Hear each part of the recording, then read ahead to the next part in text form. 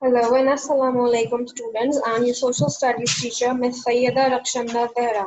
Students, today we are going to start our new geography chapter, that is agriculture in Pakistan. Yes, the previous session was about agriculture and livestock, and our new session, our new lesson is agriculture in Pakistan. Okay, in this chapter we are going to learn about what is the importance of agriculture for Pakistan, okay, and why Pakistan is said to be an agricultural country, and we will learn about the land distribution of Pakistan. So let's start, student. Okay, before starting with the importance of agriculture in Pakistan, students, I would like to share with you people that Pakistan is blessed with fertile, flat land and a suitable climate for farming and agriculture. And the floodplains of Punjab and Sindh are the most favorable for growing a variety of crops. However, this cultivable area is only 35% of the total land area of the country. Okay, so we will learn about the land distribution also. Now let's start with the importance of agriculture in Pakistan. Why agriculture is important for Pakistan? Agriculture is the process of cultivation of land or soil for the production purpose. That is already we have learned in the previous chapter also. Agriculture plays a very important role for the economy of Pakistan and its development.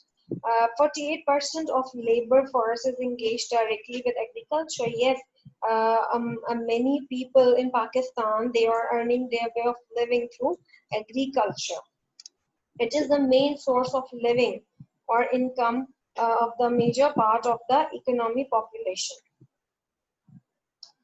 Then again, that's what I said, that Punjab and Sindh are the most favorable lands for growing crops. Although we have Khyber Pakhtunkhwa, Balochistan, TK, you would say, and the northern areas, but still, you would say these two provinces are most favorable for growing crops.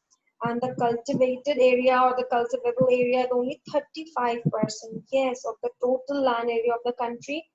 So we are only cultivating our 35% of the total land.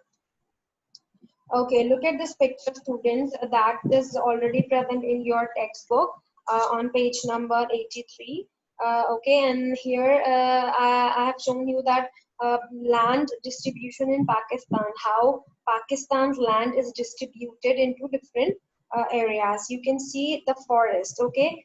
Very few percent of the forest is actually, the land is covered by the forest.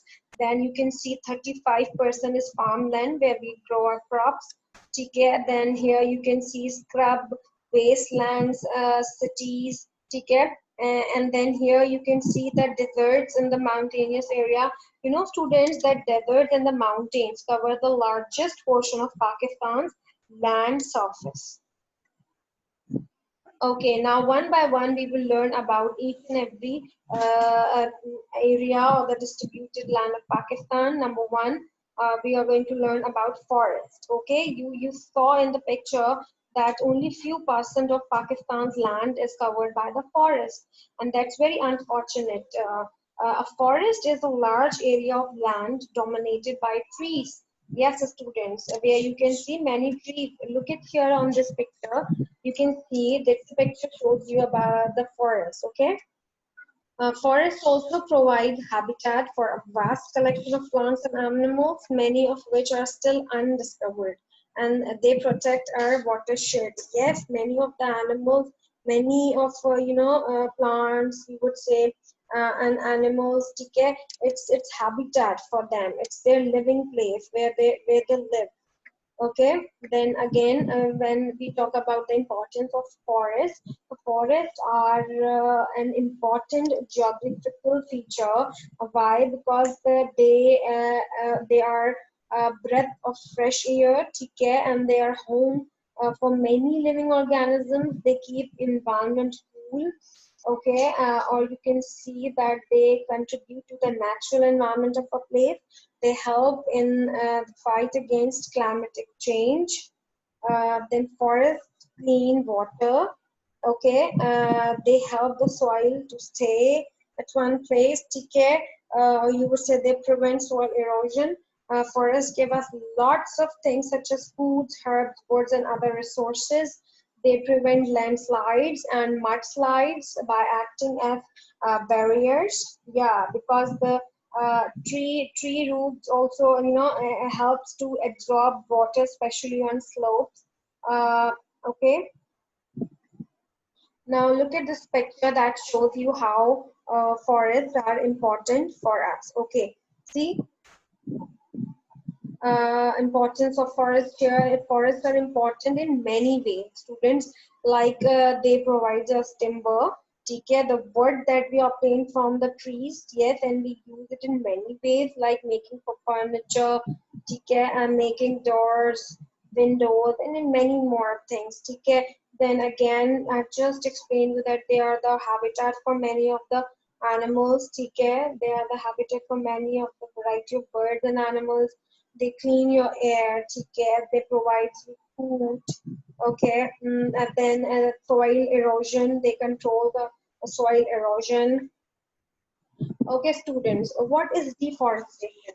When we cut down the forest, permanently, when we cut down the tree that you can see in the picture, many trees are here, many trees are cut down and they are falling on the land. Okay, they are lying on the land. So, deforestation is the permanent removal of trees.